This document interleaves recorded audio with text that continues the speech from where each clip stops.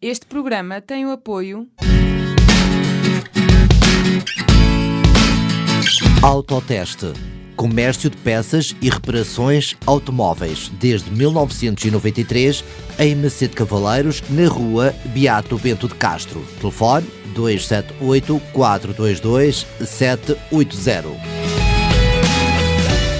Descubra os sabores e as cores de uma autêntica tradição. Pastelaria Sol Doce. Todo o tipo de pastelaria para as mais diversas ocasiões e festas. Fabrico próprio.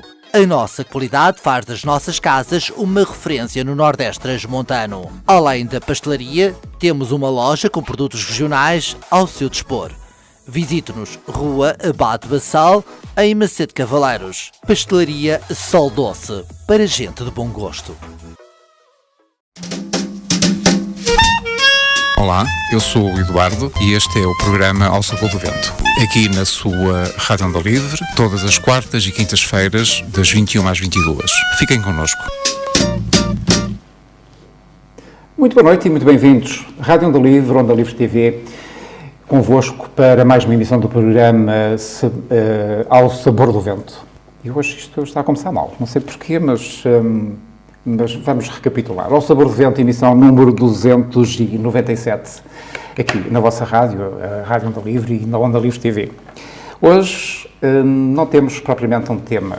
Hoje vamos ter conversas soltas com uma pessoa que muitos de vós conhecem, não necessita de apresentação, uma mulher inteligente, culta, com muitas histórias para contar. É uma pessoa por quem eu tenho imensa estima e imensa consideração. Maria José Moreno. Muito boa noite. Boa noite. José, obrigadíssimo por teres aceito este desafio para virmos. Aliás, já era uma coisa que tínhamos falado há bastante tempo. Sim. Em vir até aqui para termos uma conversinha solta, uma não é? tertúlia. É um gosto estar aqui. Muito obrigado. Obrigada pelo convite. E, de nada, foi um prazer. Fazer assim uma emissão destas ligeira, eu acho que é importante que as façamos de vez em quando. Sim. Fugir ao estereotipo das emissões, com o tema, as perguntas, isto, aquilo e aquilo outro. E a Maria José é uma pessoa que tem uma experiência imensa de vida, tem uma cultura fantástica. Foi uma pessoa que me fez emocionar aqui, nesta casa, faz agora um ano, quando falámos do mestre de maltrato animal. Sim. Não é? E eu, de facto, emocionei-me nesse dia. Eu não sou muito de emoções, mas emocionei-me. Os meus amigos até costumam dizer que eu, em vez do coração, tenho uma pedra. Mas, não sei se é da idade, se é que é, mas também é bom nós sentirmos emoções, não é? É, porque nós temos, a nossa essência é emocional. Podemos reprimir as emoções, mas todos nós somos emocionais, somos seres emocionais, seres que reagem, reativos. Por vezes reagimos com os olhos, com a face, com gestos, e não digo que chegamos a extremos, claro, mas a nossa essência é somos seres que procuramos reagir às coisas boas de várias formas, às coisas más de várias formas, e uma delas é o choro, que pode ser de alegria, pode ser de tristeza, saudade. Também, não é? É o choro que leva a que o ser, na sua insustentável leveza, transmita ao próximo aquilo que ele é, no seu todo, como ser humano que é, e global. Maria José é uma pessoa emotiva. Eu sou uma pessoa extremamente emotiva. Mas não sei se foi pelo facto de ter crescido num ambiente militar, eu procuro compartimentar as emoções. Não sei se foi da educação que tive, a nível apesar da minha personalidade, porque todos nós temos uma personalidade, todos nós temos a nossa forma de ser, a nossa forma de estar. Mas essa forma de ser e essa forma de estar vai sendo, aos poucos, conforme a nossa infância vamos crescendo, por vezes vai ser colmatada e havendo regras que fazem com que ela não seja tão expressiva. E então nós habituamos-nos, porque os meus progenitores, por exemplo, o facto do meu pai ser militar, eu tinha regras em casa. Claro. E toda a minha loucura saudável, que é, toda a minha forma de estar, de comunicar, se ele estava presente, eu sabia que me tinha que cingir àquelas regras porque não podia sair do risco, porque antigamente era assim. Exatamente. Se ele não estivesse presente, se tivesse só a minha mãe presente, à partida era de outra forma. Agora, se tivesse a minha avó, que era a matriarca, presente, ainda era de outra forma. Então é engraçado como é que nós conseguimos moldar a nossa essência consoante as circunstâncias, que por vezes é difícil. Torna-se muito difícil. Mas eu, por acaso, tenho esse efeito camaleão. Consigo adaptar-me com facilidade aos momentos, às dificuldades, às alegrias, às tristezas e, pronto, procuro suavizar as minhas emoções e não ficar muito magoada, porque nós magoamos-nos connosco próprio, por vezes, com as nossas emoções, com as nossas frustrações, com os nossos desatinos e com a nossa lucidez.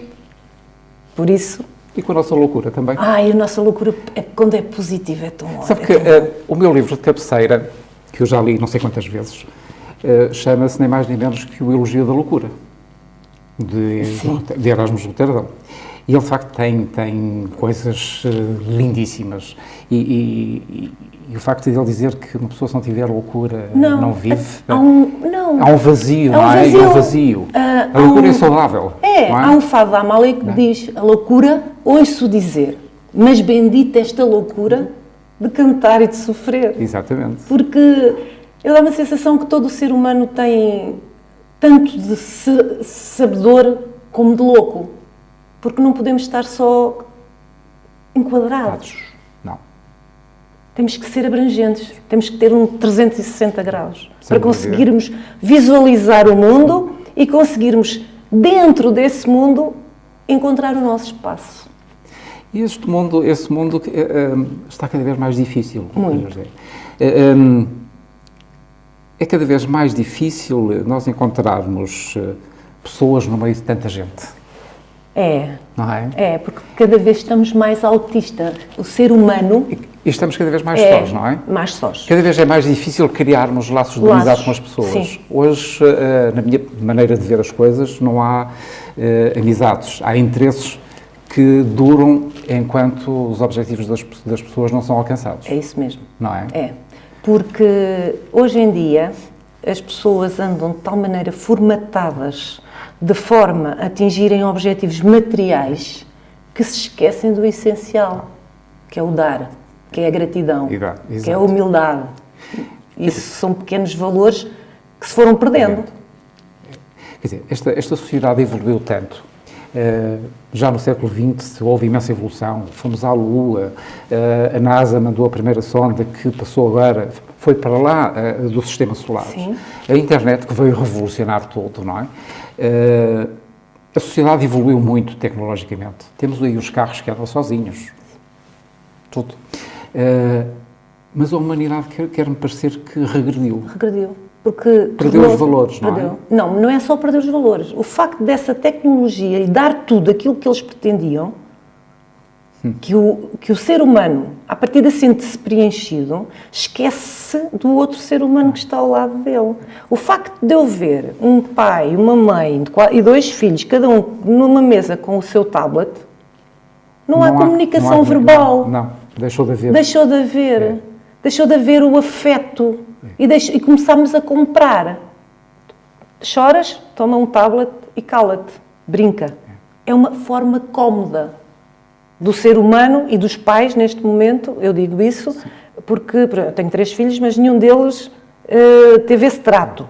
Mas, talvez pelo facto de, como lhe disse, eu ter tido uma educação diferente. Eu tive uma educação militarista, militar.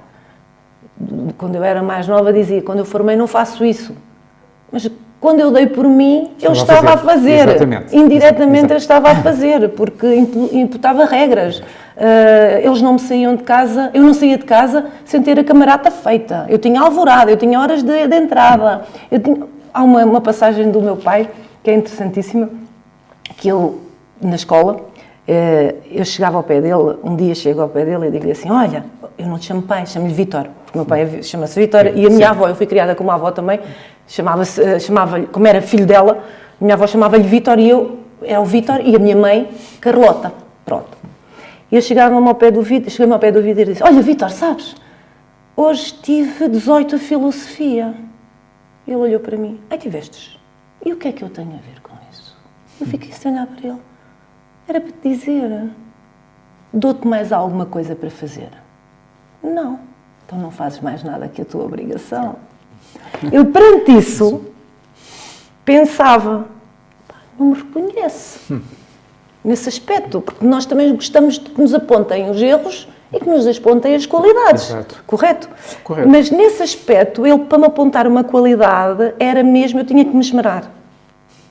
E eu, inconscientemente, comecei a traduzir isso para os meus filhos. Apesar de já ser mais limada, diferente, de outra forma, e dizer-lhe sim, estou feliz, estou contente, conseguistes. O meu Vítor não fazia isso. O meu Vítor não fazia isso. Não, mas é incrível que, a propósito dos telemóveis, há piadas de perguntar na mesa se o telemóvel fica à direita ou à esquerda. É. Quer dizer, nem à hora da não, refeição, que é uma hora não, sagrada.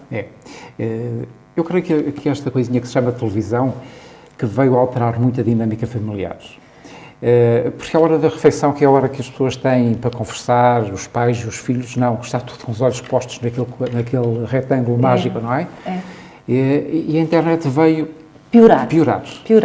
Porque a televisão veio, foi uma inovação, a família estava, mas não tinham televisão na cozinha, porque a televisão estava na sala. As refeições eram feitas, faziam as refeições na sala de jantar, mas a sala de estar tinha a televisão. Depois começou-se a vulgarizar a televisão nos compartimentos, na cozinha, e já estávamos com a televisão. Muitas vezes a televisão já era só o barulho de fundo, mas a conversa proporcionava-se. Mas agora, com os telemóveis e com os tablets, então os meninos metem o telemóvel debaixo da mesa e eles conseguem mandar mensagens. Eles parece que o dedo deles está formatado, que eles mandam mensagem se para os pais não verem o que eles estão a fazer, se são repreendidos. Porque hoje em dia a tecnologia trouxe-nos muito avanço, mas trouxe-nos uma solidão imensa. Porque nós andamos, como disse há pouco, tornámos-nos muito autistas, olhamos muito para dentro, espreitamos muito pouco o lado de fora. E o lado de fora não é o lado de fora da janela, é o lado que está para o lado, ao nosso lado. Passa-nos despercebido. Pois, e toda esta nova tecnologia, tudo isto, hoje a informação é instantânea, abarca o mundo de uma forma instantânea, e nós vemos que as pessoas hoje cada vez mais procuram o seu minuto de fama. Vivem para isso. Sim. E o proveito que podem tirar disso. Sim. Não é?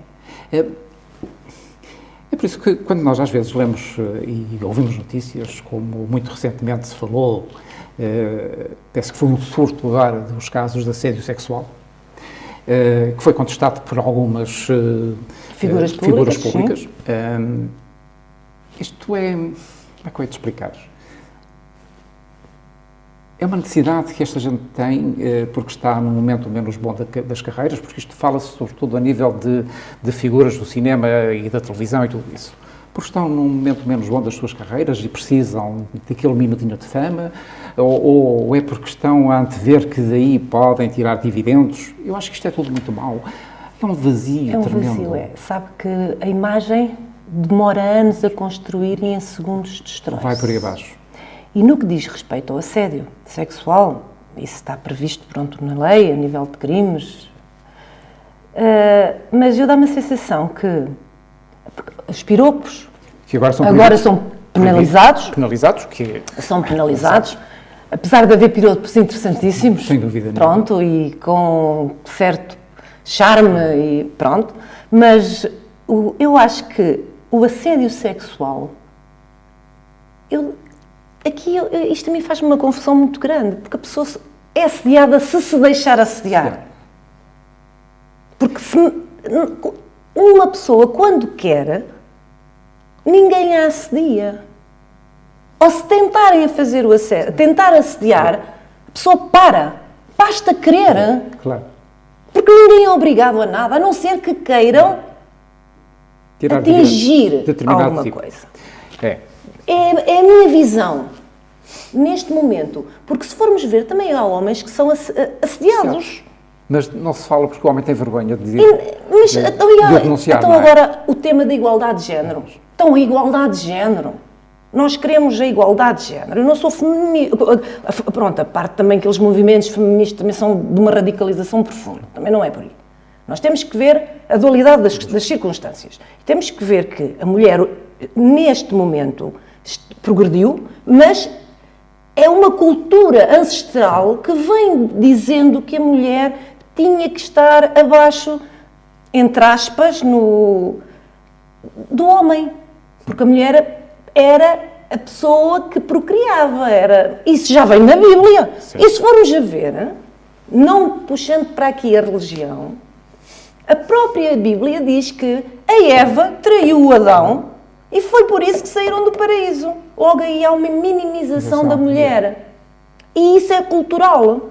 Hoje em dia, na minha ótica, na minha humilde ótica, a mulher e o homem, ambos são primos inter-pares.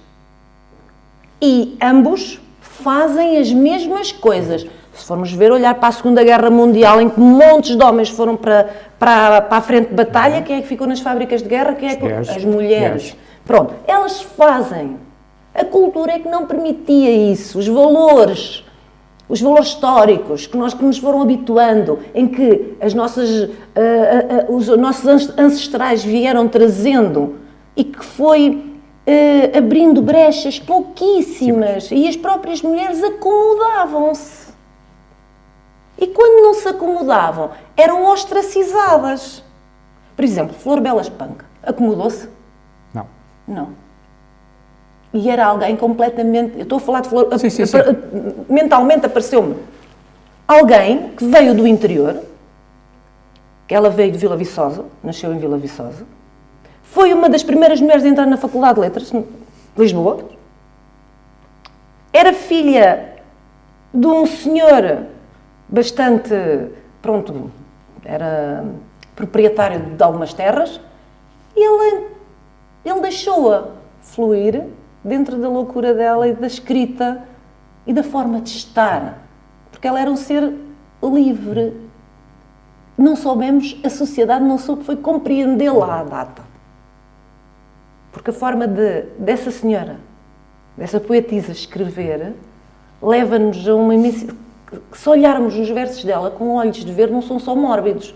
Porque nós podemos olhar para ela, não, é muito mórbida. Tem alguma coisa, mas tem, para além disso, se olharmos com olhos de ver, os poemas dela, as prosas têm algo fantástico.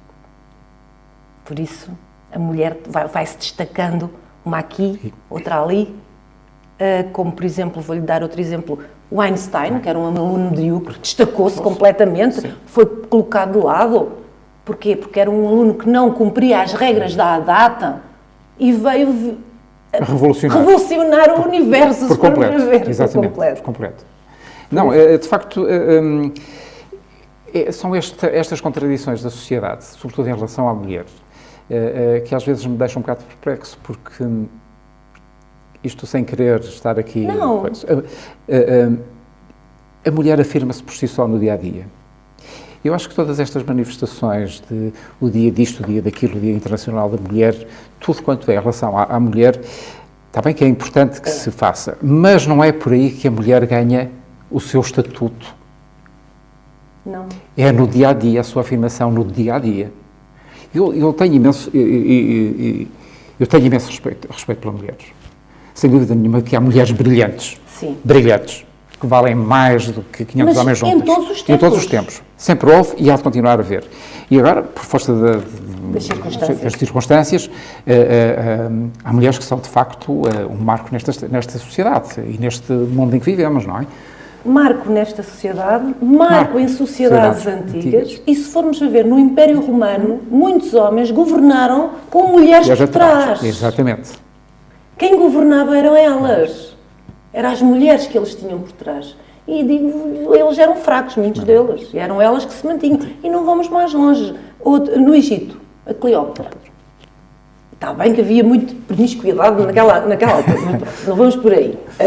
Havia assédio de ambas as partes, se formos a ver, havia a figura da mulher, a figura do homem, e se formos a ver, era uma sociedade completamente louca. Ok. E muito rica, com um poder brutal. Então, eu tive em Direito Romano, tive um professor que era padre, que era o Dr. Sebastião Corujo, que me dizia assim quando estávamos a dar o Direito Romano, em que dizia que Roma foi um império colossal baseado na estrutura grega, porque a primeira democracia foi a Grécia, não é? Pronto. Então ele foi buscar a sabedoria, a sapiência à Grécia. Roma, com as suas batalhas, com a sua forma de estrutura de guerra, anexou um império. Mas chega-se ao Egito, aquele país pequenino, ele realmente ganhava no campo de batalha, mas perdia em casa com Cleópatra.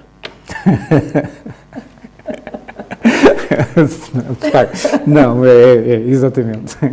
Por isso ele não conseguiu, se formos a ver, ele não conseguiu. Júlio César não consegue anexar o Egito, tem um filho com Cleópatra, e a partir daí, o Egito só é desmembrado quando ela morre por causa do Marco António, lá o grande amor da vida dela. Pronto, agora estamos a brincar com as palavras e a falarmos em lirismos e emoções, mas é verdade. Uma das coisas que nesta sociedade em constante evolução e mutação, há uma coisa que se fala muito, e eu digo que eu não gosto de ver. Eu não gosto de estar num local público, por exemplo, num café ou num restaurante, e estar a ser incomodado pelas criancinhas a correr, a gritar, aos pulos, aos berros e não sei o quê. E os pais, com ar muito calmo e sereno, dizem, desculpe, ele é hiperativo.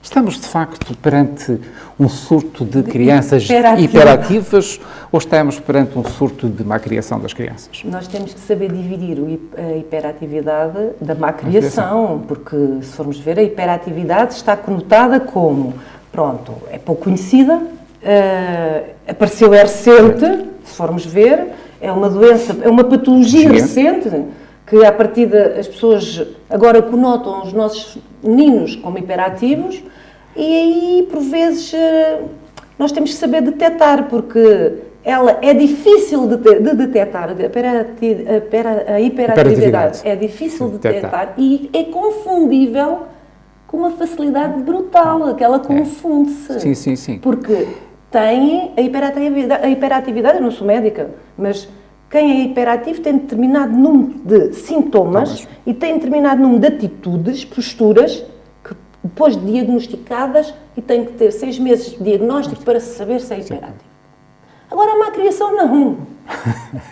A má criação não. Porque é assim, quando há regras, e nós, hoje em dia, os pais compramos os filhos. Os pais têm receio de dizer não ao filho? Eu não tenho. Eu digo muitas vezes não.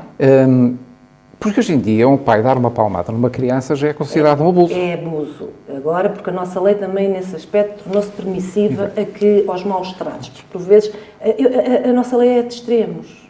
Ou é muito permissiva, ou é muito restritiva. Pronto. E nesse aspecto havia os maus tratos focados nas crianças, por vezes eram bastantes. E a lei, ao ser interpretada, ela é interpretada extensivamente e muitas vezes não engloba determinado número de coisas. E o que é que acontece? Uma criança, se tiver regras, pode ser hiperativa, mas se ela tiver regras, ela consegue conjugar consegue colmatar e vai-se adaptando e vai-se contornando. Apesar de ser sempre hiperativa, porque não é só crianças, a hiperatividade não é só em crianças, também é em adultos. Exato. Em adultos. Mas, por exemplo, quando a criança é hiperativa, nós temos que saber distinguir a postura dela a nível de corpo, o facto de estar sempre a mexer, não estar sentada, não ter um déficit de atenção, não conseguir acabar de ler os textos, de esquecer-se. Mas o facto de se esquecer não quer dizer que sejam menos inteligentes. Porque as crianças hiperativas podem ser consideradas umas pessoas muito inteligentes. Simplesmente A forma de estar dela é tão dispersa que elas, por norma, focam-se apenas naquilo que gostam. E quando estão focadas no que gostam, estão serenas. Então os pais veem o que é que elas gostam. E para elas estarem serenas é mais fácil, dão-lhe o que elas gostam. E não pode ser. Elas têm que ter regras de início. E se uma criança normal tiver as regras que um psicólogo dá a uma criança hiperativa, estamos a criar génios. Porque nós temos que saber... Casa de pais, escola de filhos. Temos que saber educar. As crianças têm que ter, desde logo, contacto com a chamada autoridade paternal. E saber o que é a autoridade, não é? A disciplina, não é? Sabe que isto... outro dia contaram-me, e de facto é triste que isto aconteça, que há já casamentos, quando mandam os convites, dizem crianças não. Sim. Eu sei de um caso de um restaurante em Bilbao que não permite a entrada de crianças. Então não estamos a ostracizar as crianças? Estamos. Não estamos a ostracizar uma geração futura? Estamos. E de quem é a responsabilidade? De nós presentes. Nós, pais, progenitores, pessoas humanas presentes. Porque as crianças são as gerações do futuro. É. E se nós não lhe dermos as ferramentas para elas saberem organizar, torna-se um caos, em vez de ser o cosmos. Exato. Não é? É. E de facto é pena porque se nós não conseguirmos formar bem estas crianças, o futuro de qualquer país, de qualquer nação está comprometido, diluído, não é? Está diluído. Está diluído, não é? Está diluído, porque se formos ver, as gerações futuras são os meus filhos, os filhos dos meus filhos, porque estou a falar de mim. Pronto, é lógico que não são perfeitos. Eu não sou mãe coruja. Pelo contrário, temos que lhe dar responsabilidades. Todos eles são diferentes. Todos eles são unos. Todos eles têm uma personalidade completamente adversária dos irmãos. Dos três, todos eles são diferentes. Mas cada um tem a sua forma de estar e cada um respeita os traços que deve respeitar. E tem que ter responsabilidades, porque nós temos de dar responsabilidades às crianças para elas poderem um dia mais tarde sobreviver. Eu estudava com os meus filhos? Não, eu tirava-lhe dúvidas, porque quando eles fossem para a faculdade eu não estava lá com eles. Claro. Eles têm que ter os instrumentos. Eles têm que ter os instrumentos. Tiro-lhe dúvidas, eles estudam. Têm dúvidas? Eu tiro-lhe as dúvidas. E ainda hoje a Petra me telefona. Está em Lisboa. Mãe, que é isto assim? Pepe, já leste? E ela, não, então vai ler e depois eu tiro-te as dúvidas. Diz-me onde é que tens dúvidas. Porque assim é muito fácil.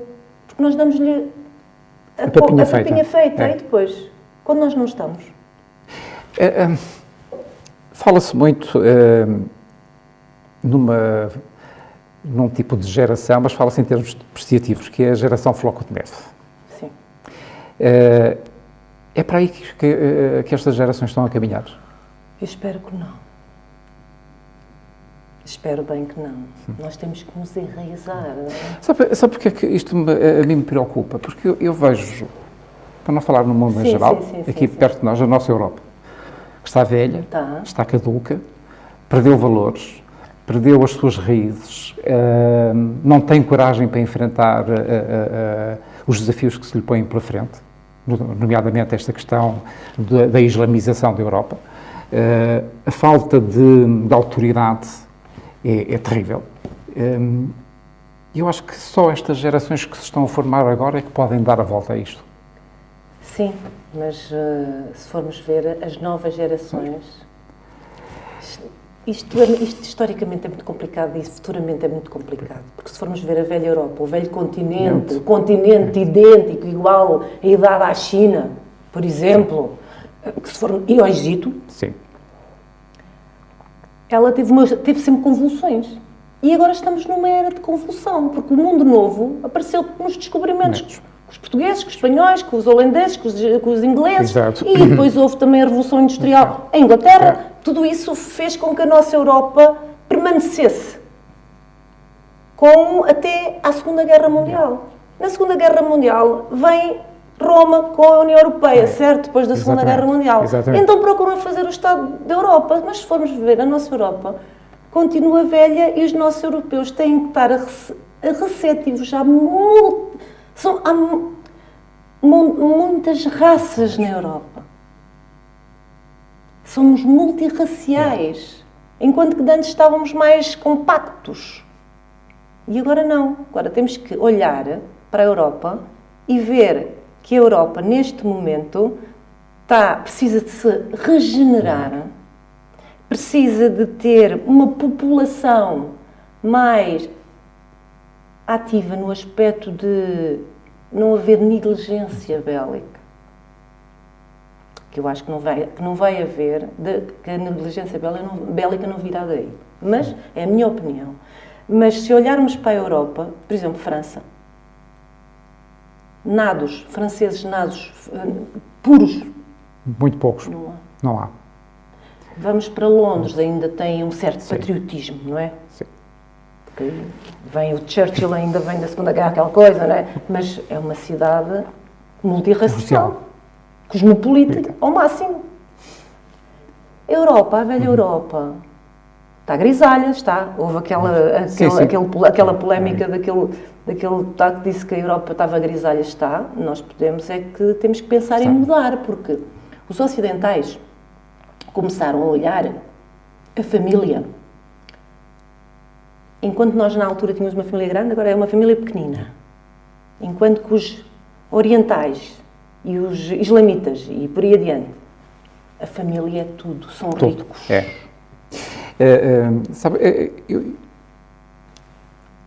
Os nossos líderes europeus nunca levaram a sério uma frase do Gaddafi.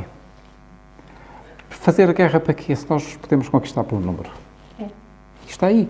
Eu vi uma reportagem de um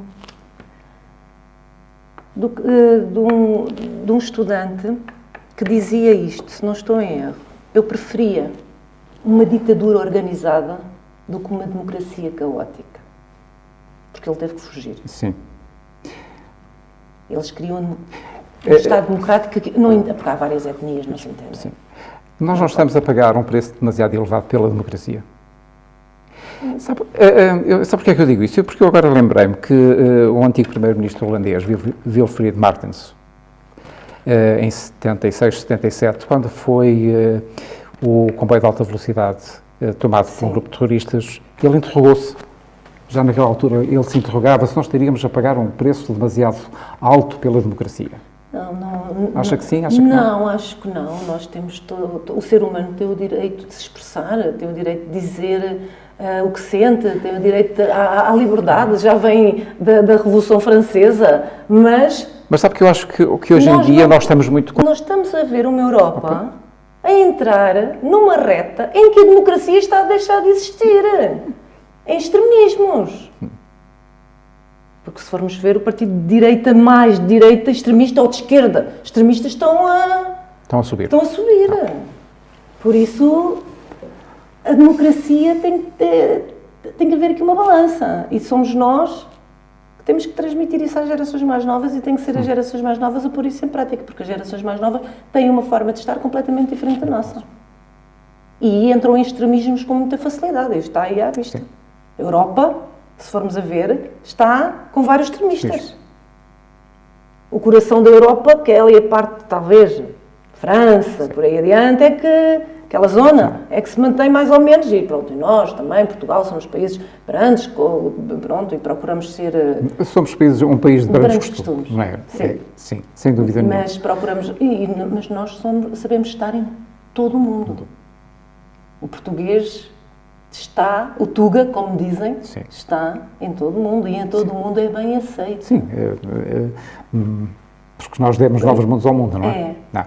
Nós é que preparamos o mundo para... Nós abrimos as rotas. Exato. Para o novo mundo. Exatamente. Mas sabe que eu sinto que nos tempos que correm começa a ser complicado de falar-se abertamente? Pronto, isso já é assim. É lógico que nós, por acaso, temos de ter cuidado com o que falamos. Porque, por vezes, as pessoas levam muito a peito determinado número de coisas e não... E depois há outro problema. É que não conseguem olhar olho no olho e dizer o que sentem. e dizerem o que se passa. Gostam de fazer as coisas mais subrepticiamente. Por baixo. Politicamente correto. Não é politicamente correto isso. Sabe? Isso não é... Sabe que eu não gosto muito dessa expressão politicamente correto. Não é politicamente correto, porque eu dou-me a sensação, se eu tenho algo para dizer a outra pessoa, eu não mando recado, eu vou lá e faço. Frente a frente. Frente a frente. Se a pessoa se incomoda com alguma coisa que eu possa exprimir, vem ter comigo e fala. Funcionamos assim. Devíamos de funcionar assim. Mas o ser humano é tão complicado na sua forma de estar, na sua forma de ser, orgulho, preconceito, tudo isso faz com que... E agimos consoante as motivações do momento, enfim, umas vezes mais emotivamente, outras vezes mais negativamente. Faz parte da natureza humana, não é? Mas os valores estão a desaparecer. A natureza humana está-se a tornar... Talvez também seja uma viragem de página. Nós estamos em evolução, não é?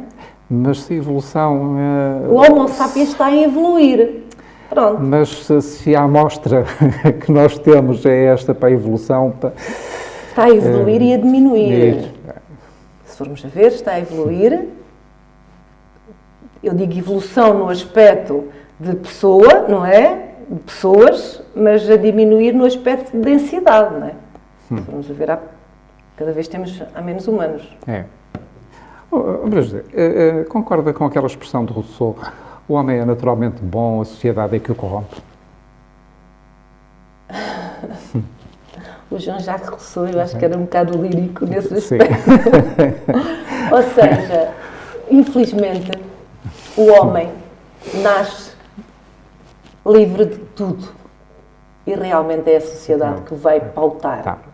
E acontece que aí a sociedade, ou seja, o ambiente onde ele vive, a forma como ele é criado, vai desplotar dentro dele qualquer sentimento para que ele possa ir buscar. É só isso. Só isso, exato. Por isso ele adapta-se, se calhar o Jean-Jacques Rousseau tinha razão, a sociedade corrompe-o, porque ou seja, o sítio onde a envolvência,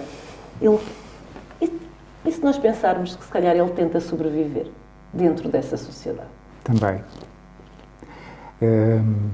Ele se calhar não é corrompido, pode haver corrupção dentro mas se calhar ele procura sobreviver dentro da sociedade em que está se não consegues inserido. Se não consegues vencer, junta-te a ela, Junta-te. não é? É uma forma de ou morres ou vives. E como não quer morrer, ele adapta-se.